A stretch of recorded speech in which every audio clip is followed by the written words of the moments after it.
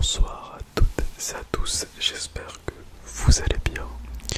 Aujourd'hui, on se retrouve en ce 2 décembre pour une vidéo spéciale par rapport à Noël. Comme nous le savons, on connaît tous les fêtes de Noël, mais connaissons-nous son histoire et ses coutumes? Eh bien personnellement non, et c'est pour cela qu'en faisant quelques recherches, je me suis dit que j'allais vous partager tout simplement ce que j'ai trouvé. Donc, avant que ce soit une fête dite chrétienne, on va retourner à ses origines. Avant l'arrivée du christianisme, de nombreuses cultures,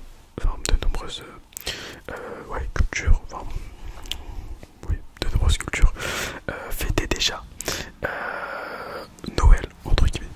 C'est-à-dire qu'ils fêtaient le solstice d'hiver qui doit être vers le 21 décembre. C'était le moment où les journées commençaient à se rallonger.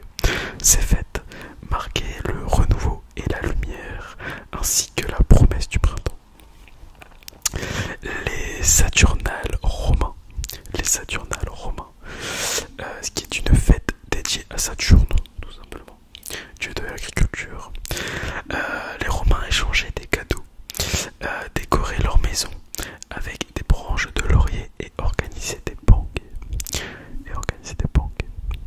Donc ça c'était pour les fêtes saturnales romaines. Mais il y avait aussi des célébrations nordiques avec le Yule, qui est un peuple germanique et scandinave. Donc eux célébraient le Yule, qui est une fête qui marquait le retour du soleil avec des feux de joie et des sacrifices, ainsi que des banquets, évidemment, peu importe. Vous allez voir que peu importe la chronologie temporelle que nous prenons, il y a toujours des banquets, comme c'est bizarre. Mais voilà.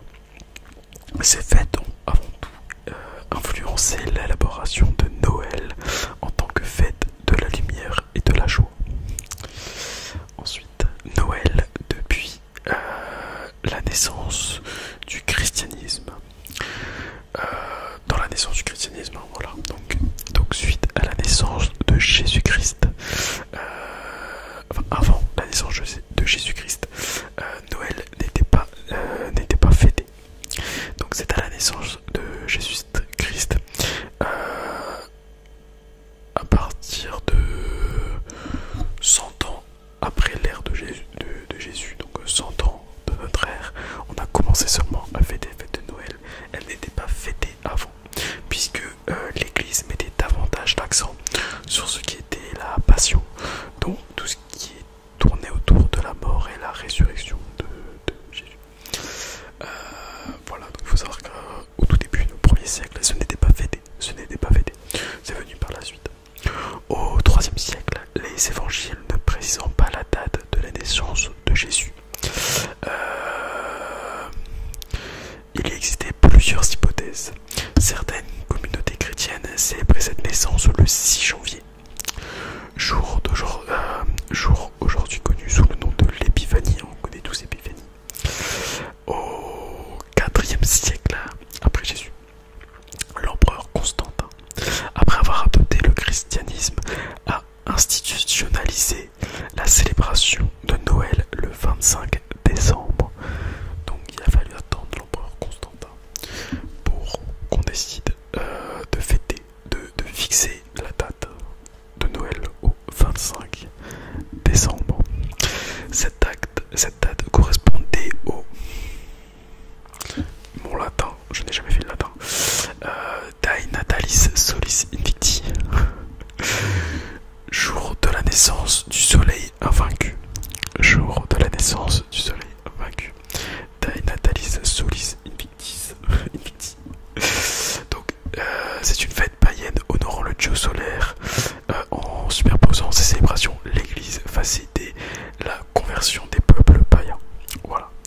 Donc, ce qu'il faut savoir, c'est que ils sont fixés, on fêtait Noël le 25 décembre, et afin de pouvoir réunir les derniers peuples païens sous la bannière du christianisme, ils ont décidé aussi de cette date symbolique, puisque ça permettait de rassembler les communautés sous une seule et même fête, la naissance de Jésus-Christ. Ensuite, Noël au Moyen-Âge. Pendant le Moyen-Âge, Noël devient une fête religieuse centrale en Europe. Les messes de minuit, instituées pour célébrer la naissance du Christ dans la nuit du 24 au 25 décembre. Les crèches vivantes, introduites par François d'Assise au XIIIe siècle, permettaient d'illustrer l'histoire de la nativité pour les fidèles. Voilà, on a tous déjà vu les petites crèches avec les petits personnages. J'en ai eu une dans mon enfance où en effet il y avait un petit perso avec le Christ dedans. Et les chansons et légendes de nombreux chants de Noël traditionnels apparaissaient à cette époque comme des comptines et des récits autour des rois mages. Les rois mages. Je vais pas vous parler des rois mages parce que je pense que tout le monde connaît les rois mages. Faut vraiment savoir que là je fais vraiment une vidéo sur les origines de Noël, donc c'était pas forcément basé que sur le christianisme, c'était en général. Et vous verrez aussi après, je vais faire un petit peu de recherche sur les différentes coutumes en fonction des pays. Et voilà, tout simplement, c'est pas basé que sur la religion chrétienne. J'ai vraiment été, j'ai fait plus large. Donc maintenant Noël dans les temps, Noël de notre temps, si je puis dire. À partir du 19e siècle, Noël devient une fête familiale, mais également commerciale. Le Noël que nous connaissons. Charles Dickens et Un chant de Noël en 1843 popularise l'esprit de la générosité et de la réunion familiale. L'industrialisation permet la production en masse de jouets et de décorations qui transforme Noël en une fête centrée sur les enfants. Voilà. Donc il faut se dire que c'est à partir du 19e siècle que Noël est vraiment basé sur les enfants. La fête commerciale avec toutes les décorations comme nous connaissons Noël. Voilà, tout simplement. Donc le Père Noël tel qu'on le connaît aujourd'hui, barbe blanche, habit rouge, est standardisé par des illustrateurs américains comme Thomas Nast et la publicité Coca-Cola du 19e siècle. Alors, pourquoi alors je pense que beaucoup sont au courant, mais peut-être dans le doute. En fait, de base, le Père Noël, quand il a été créé, alors j'avoue que j'ai pas recherché la date, quand a été créé le personnage, il était vert. Enfin, il était vert, ses habits étaient verts, il n'était pas rouge. Et comme c'est dit avec Thomas Nast et Coca-Cola, Coca-Cola dans leur pub avait du coup, pour ressembler au Coca, enfin aux bouteilles, avait habillé le Père Noël en rouge. Et c'est resté. Voilà, les gens ont chassé le Père Noël vert pour le Père Noël rouge. Mais du coup, la vraie couleur du Père Noël est bien vert de base. Donc, Noël, plus exactement aujourd'hui comme nous l'entendons, c'est déjà un aspect religieux pour les croyants qui célèbrent la naissance de Jésus-Christ. Également un aspect culturel avec des traditions de partage, de décoration, de musique et de repas. Et aussi un aspect commercial, il ne faut pas l'oublier, centré sur les cadeaux, les marchés de Noël et les célébrations universelles. Donc ça c'est vraiment le Noël que nous connaissons, qui allie à la fois la religion, le commerce, mais également la culture. J'espère que vous apprenez des choses. Voilà. Que les païens avec le Yule ou les Santoriens romains, je crois, Santoniens romains, aussi le fêtaient déjà. Voilà, que de base c'est vraiment basé sur la comment dire, sur l'arrivée du printemps, sur le fait que les jours commençaient à se rallonger.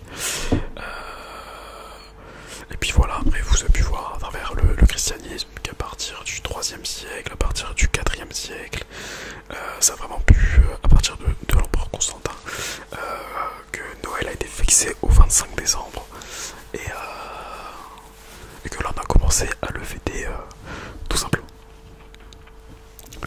Maintenant, comment parler de Noël sans parler des différentes coutumes qui entourent les fêtes de Noël. Donc, pour la France, certaines coutumes déjà, les crèches et les santons. Les santons, donc ce sont les petits personnages. Je sais pas si je le dis bien, en terre cuite en général. Ce sont les petits personnages et les crèches. Moi j'en ai connu, je les ai connus. Ensuite, les marchés de Noël. Surtout comme du côté vraiment est, hein, voilà, l'emblématique marché de Strasbourg. Magnifique, je l'ai fait il y a longtemps. Qui est d'ailleurs l'un des plus vieux marchés de Noël d'Europe. Pas le plus vieux, mais l'un des plus vieux.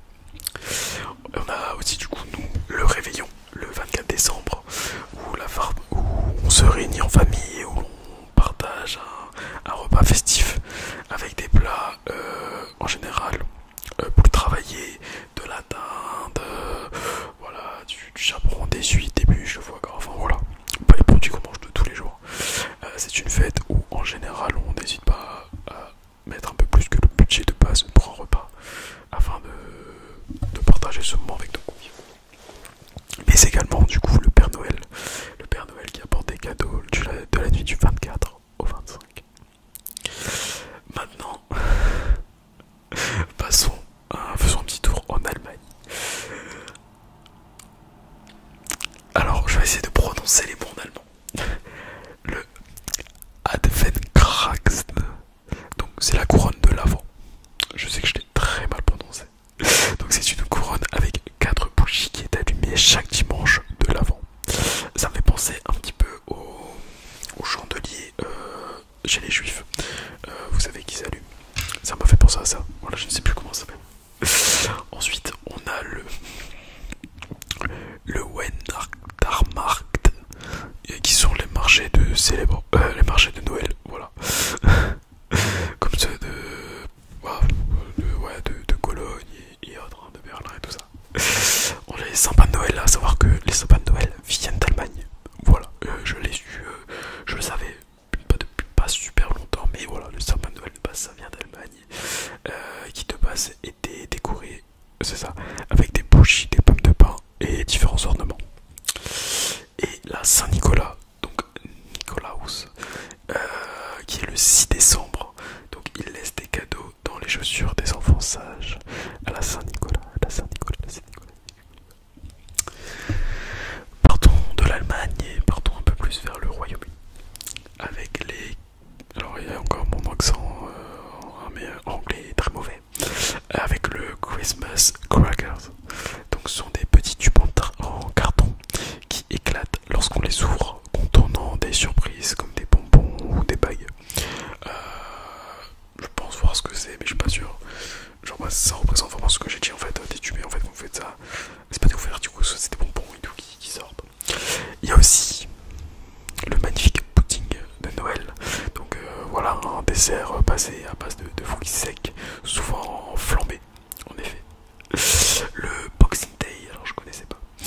Le 26 décembre est dédié aux œuvres de charité et au repos après Noël. Voilà, donc peut-être que le 26 décembre est peut-être férié chez eux, ce qui n'est pas le cas chez nous, ce qui devrait l'être. Et après, les chants de Noël, voilà, les groupes de chanteurs qui parcourent les rues pour collecter des dons en chantant des chants de Noël. Partons des Anglais pour partir directement en Italie avec les crèches. Voilà, les crèches sont très présentes en Italie. C'est très populaire, surtout à Naples apparemment.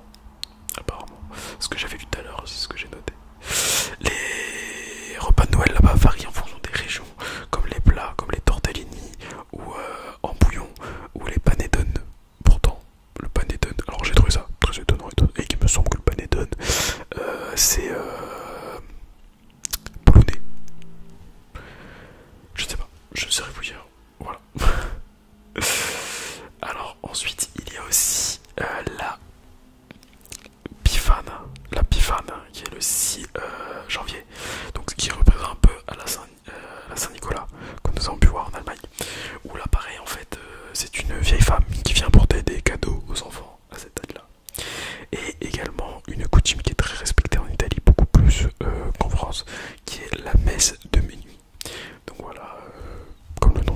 messe de minuit. Voilà.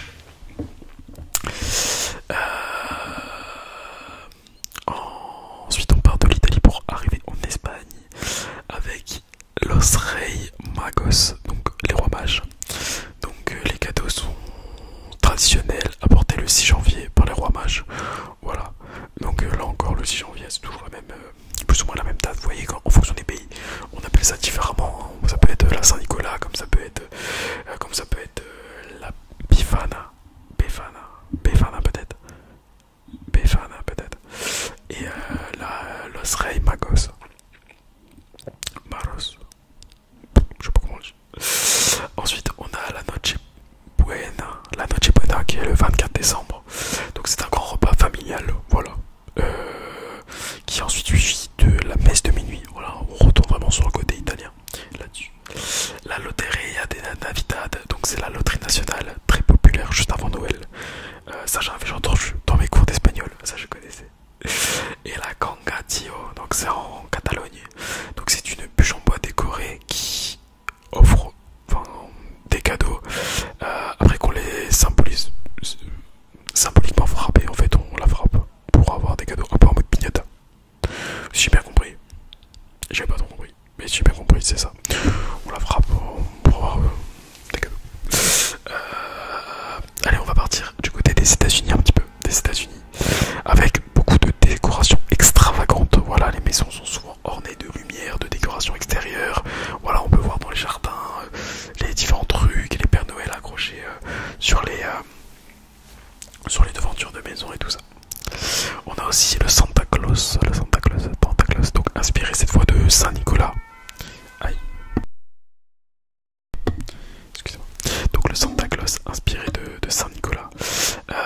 Il arrive le 24 décembre avec des cadeaux pour les enfants. Donc là c'est pas le alors Santa Claus, parce que voilà qu'on avait vu Santa Claus par rapport à Nicolas. Enfin voilà, c'est par rapport à ça. Mais en fait c'est le Père Noël tout simplement. Je suis en train de me perdre la chaussure. Ensuite on a le stocking. Donc les enfants accrochent des chaussettes près de la cheminée pour y recevoir des friandises et des cadeaux. Donc moi ça j'ai connu, je me souviens. Bon, je faisais aussi moi j'avais peut-être un Kinder dedans. Voilà.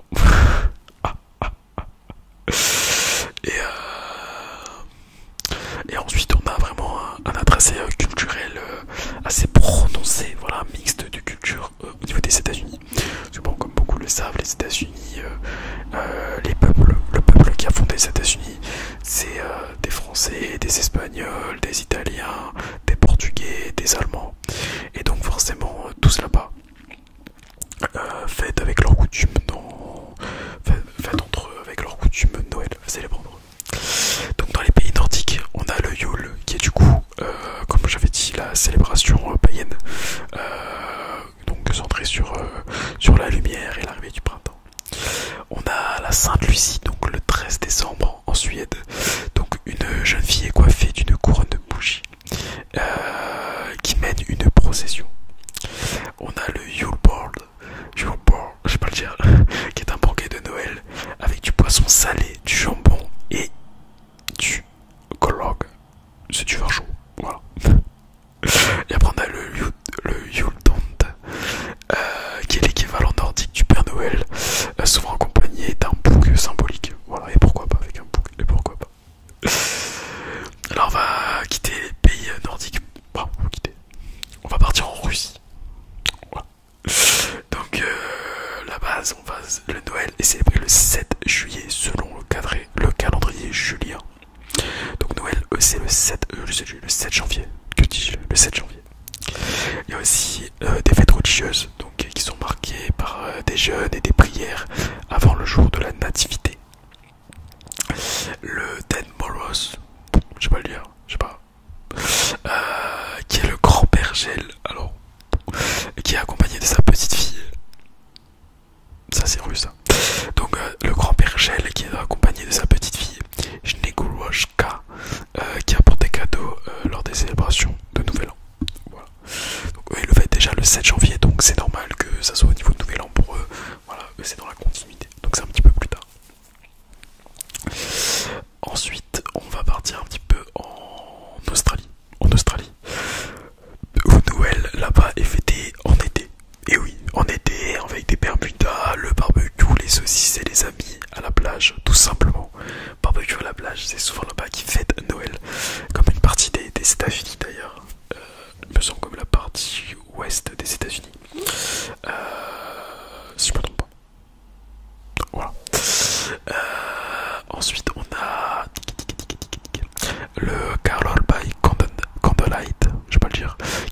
concerts de chants de Noël en plein air, souvent à la lueur des bougies.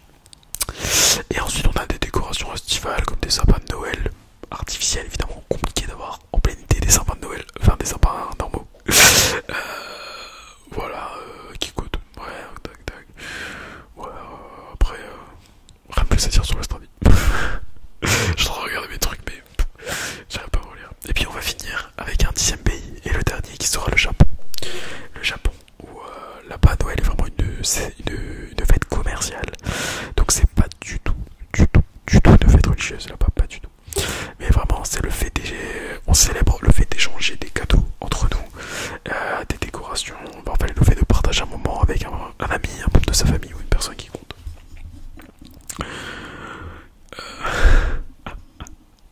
Il y a le repas de KFC, oui, qui est une coutume populaire là-bas, KFC, suite à une pub qui a été faite dans les années 70. Et le gâteau de Noël, pour eux, c'est le Christmas cake, qui est un gâteau à la crème et aux fraises. Voilà, tout simplement. Donc vraiment, on peut voir que le Japon ne sont vraiment pas dans l'esprit de Noël. C'est au côté religieux, eux, c'est que la fête et tout ça. Comparé aux autres pays où je dirais une racine latine, tout simplement, où le christianisme et peut-être les cultures païennes ont pu se propager à travers une bonne partie de l'Europe, voilà, du continent américain évidemment, enfin des États-Unis je voulais dire.